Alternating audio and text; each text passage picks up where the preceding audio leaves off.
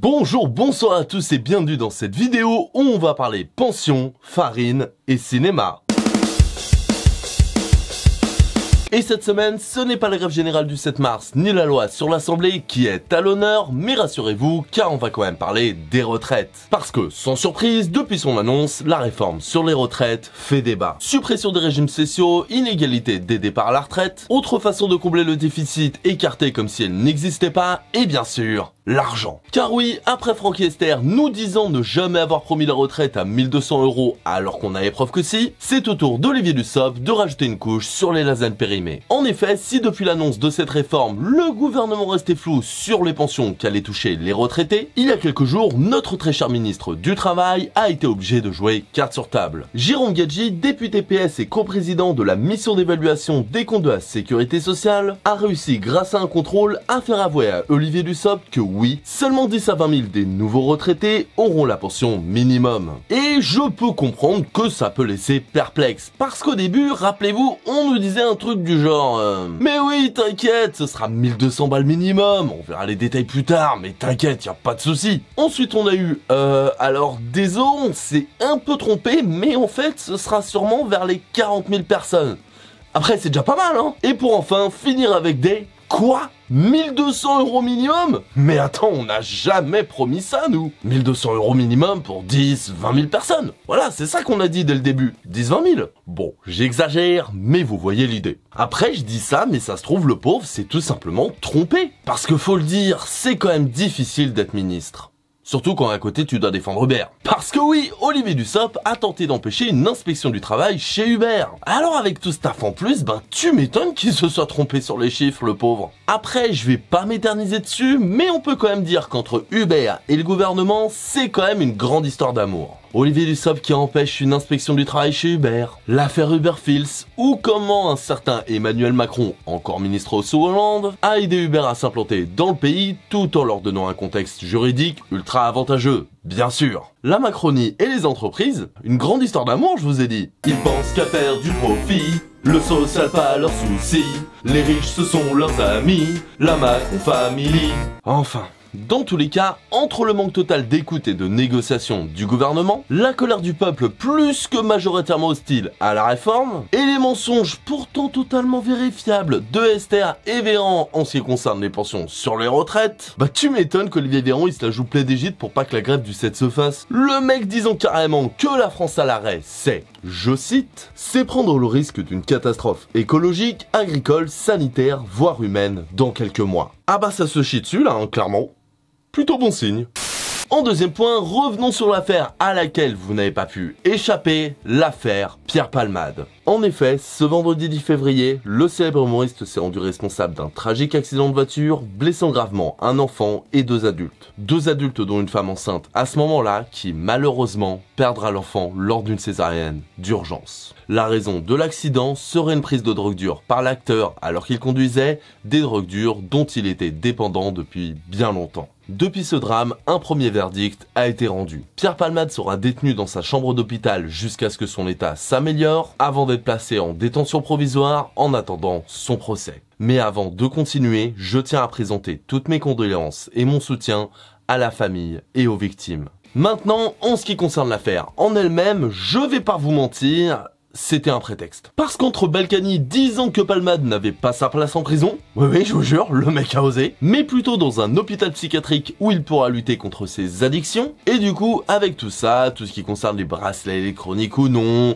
la détention provisoire ou non, l'hôpital ou non, entre le groupe Facebook et la marche de soutien, on peut se demander si Pierre Palmade mérite sa peine. On peut se demander si la justice française est trop laxiste ou au contraire trop sévère, et s'il n'y aurait pas deux poids deux mesures selon si la personne est une célébrité ou pas. Du coup, pour changer des habitudes, je vous propose un petit jeu. Un jeu que j'ai intitulé « Donne-moi la peine de prison ». Et les règles du jeu sont très simples. Je vais vous donner des actes, ça peut être des vols, des meurtres, des corruptions, etc. etc. Et de votre côté, vous allez essayer de deviner la peine encourue à chaque fois. Et d'ailleurs, n'hésitez pas à me donner vos réponses dans les commentaires, c'est pas que ça m'intéresse, mais c'est pour l'algo. Bref, c'est parti. Vous êtes prêts? Premier cas. L'ex-député suppléant LREM Matheus Branquinho a été reconnu coupable d'agression sexuelle sur 2 fillettes de 6 et 8 ans, ainsi que de détention d'images pédopornographiques. À votre avis, quelle a été sa peine? Et non, malheureusement, ce n'était pas la bonne réponse. Il a écopé de 3 ans de prison, dont 2 avec sursis. Et je rappelle que le sursis, c'est pas de la vraie prison, hein, t'es libre. Allez, on continue, je suis sûr que vous allez pouvoir vous refaire.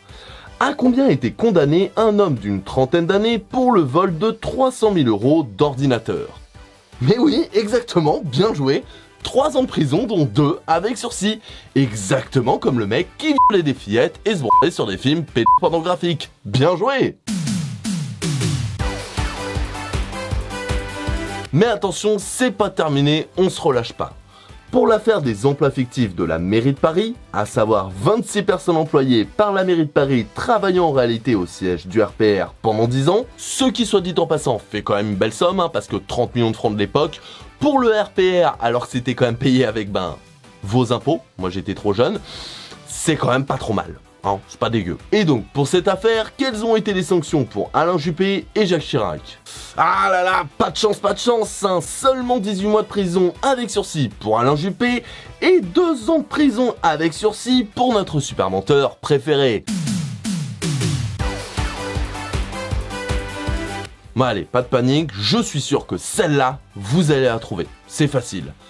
Alors, pour avoir menacé d'un couteau 4 jeunes filles pour leur voler leur téléphone et divers autres objets à 4 reprises, quelle a été la peine de cette jeune femme de tout juste 18 ans d'ailleurs? Alors attends, si pour 30 millions de francs volés à l'État pour son profit personnel ainsi que celui de son parti, Alain Juppé il a eu 8 mois avec sursis, alors que de l'autre côté, on a une jeune femme de 18 ans qui a volé des téléphones et autres babioles dans le genre, oui, ça vaut bien 3 ans ferme, on est d'accord.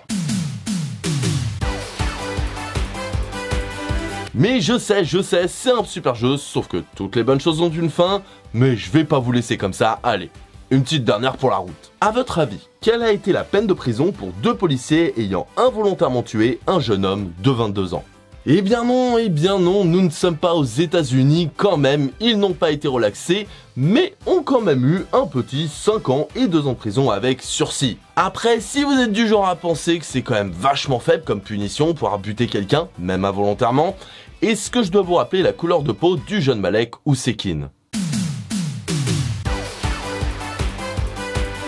Ah, quel jeu, j'adore ça. En tout cas, je me répète, mais c'est beau la justice française. Et allez, pour le dernier sujet, je vous propose quelque chose d'un peu plus léger avec la cérémonie des Césars 2023 et les un peu plus de 700 jours qui nous restent avant une fin du monde irréversible. Je vous avais dit que ce serait léger. Car oui, lors de la 48e cérémonie des Césars, une activiste du groupe écologique Dernière Rénovation a fait irruption. Portant un t-shirt que je vais traduire en français parce que mon anglais est vraiment plus que nul, il nous reste 761 jours, 761 étant le nombre de jours qu'il nous restait à ce moment-là avant que les impacts écologiques ne soient irréversibles selon Dernière Rénovation. D'où le nom d'ailleurs, Dernière Rénovation, parce qu'après c'est foutu. C'est bien trouvé. Une interruption que vous n'avez peut-être d'ailleurs pas vue, car très vite après l'interruption de la jeune femme, Canal+ a coupé le direct prétextant un incident avant de reprendre quelques minutes plus tard comme si de rien n'était, si ce n'est quelques blagues d'Amel Silla. Eh les écolos là, vous en avez pas marre de foutre le bordel partout? C'est les Césars quoi, c'est la magie, c'est le prestige du cinéma français. C'est pas du tout le moment pour ce genre de choses. Alors ok, la situation climatique est plus qu'urgente. Ok, les rapports incessants du GIEC ne semblent pas vraiment faire bouger les gouvernements, préférant les petites mesures culpabilisantes sur le public plutôt que s'attaquer aux véritables problèmes. Spoiler, le problème c'est le capitalisme. Ça et l'industrie de masse qui en découle. Et ok, c'est vrai que quand vous gueulez, il n'y a pas grand monde qui écoute dans les médias. Il faut vraiment que vous fassiez des actes forts pour qu'on daigne faire un papier où vous interviewez. Oui, c'est vrai. Et ça sans compter le fait que, effectivement, 761 jours, c'est peu.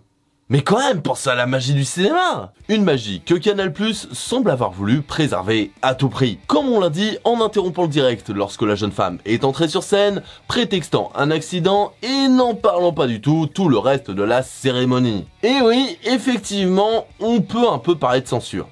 Un chouïa. Une censure vivement critiquée dans une tribune pour Le Monde, une tribune à l'initiative de Cyril Dion, écrivain et militant écologiste et signé par plusieurs personnalités du cinéma français comme Gilles Lelouch ou Juliette Binoche. Cette tribune déplorant que la cérémonie n'a pas profité de la situation pour mettre en avant les enjeux climatiques. Les signataires disant, je cite, « Nous comprenons que cette intervention ait pris tout le monde de court et qu'il existe des procédures pour les envahissements de plateaux. Mais si nous ne voulons pas de ce type d'intrusion pendant les Césars, prévoyons de parler du sujet et surtout, agissons. » Et c'est vrai que quand tu sais que la cérémonie a été l'occasion de parler de la guerre en Syrie, en Ukraine, de la réforme des retraites, mais que l'écologie, elle était aussi absente que la morale de Bolloré, effectivement, il y a peut-être quelque chose à faire.